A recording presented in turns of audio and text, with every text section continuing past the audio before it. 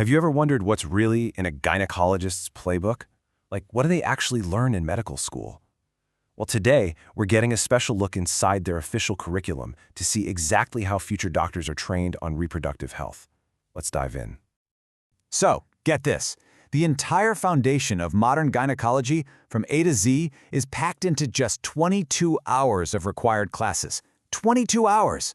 So what on earth can you possibly cram into a sprint like that? Well, it's a super high-speed journey that takes a student from the absolute basics of biology all the way to handling complex clinical problems. So think of this as your own personal guided tour. We're going to walk through the core sections of their training piece by piece to see how that expertise gets built from the ground up. Okay, first things first. Every doctor has to master the fundamentals, right? Before you can even think about fixing a system, you have to know exactly how it's supposed to work. This is all about learning the body's blueprint. And it all starts right here. The very first thing on the syllabus is a deep dive into the menstrual cycle. And for good reason. It is the foundational rhythm of reproductive health. Understanding its hormonal ups and downs isn't just nice to know, it's non-negotiable. Why? Because pretty much every condition we're about to talk about connects back to this one single core process.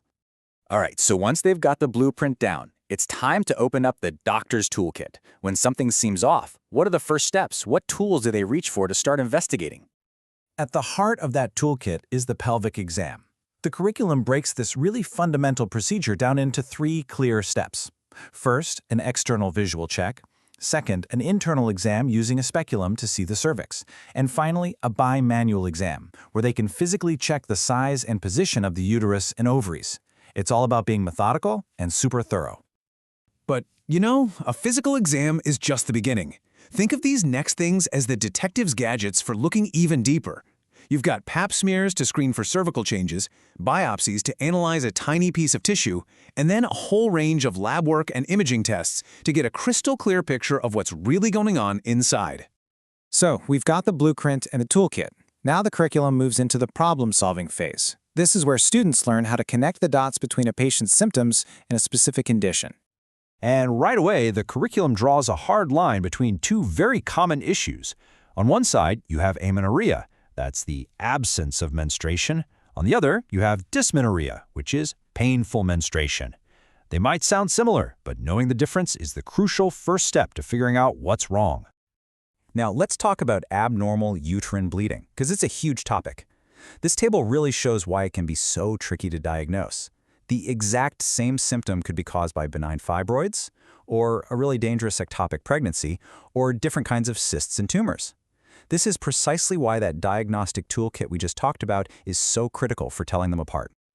All right, next up, the curriculum gets into one of the most serious and vital parts of gynecology, cancer.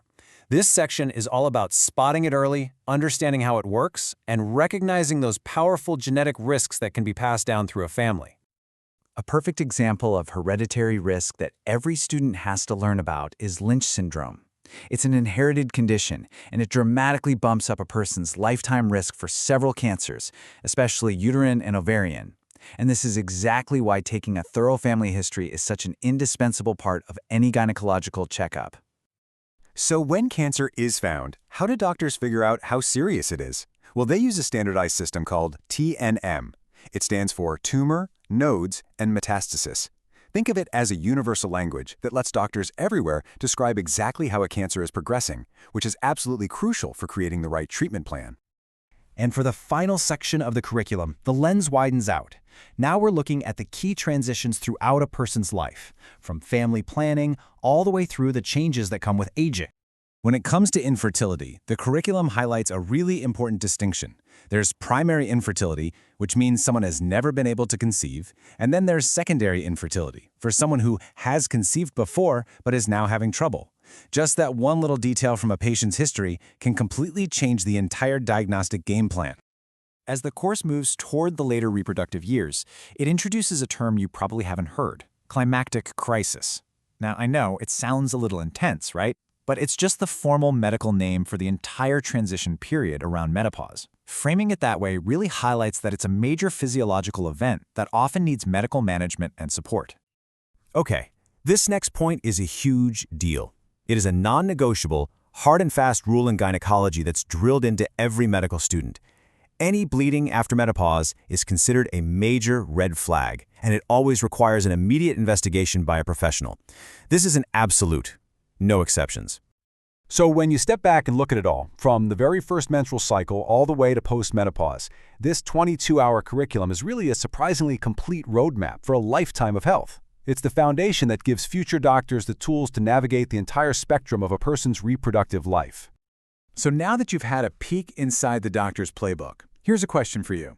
Knowing this map, what's one landmark, maybe it's a symptom, a life stage, or a screening test, that you'll pay a little closer attention to on your own health journey? Something to think about.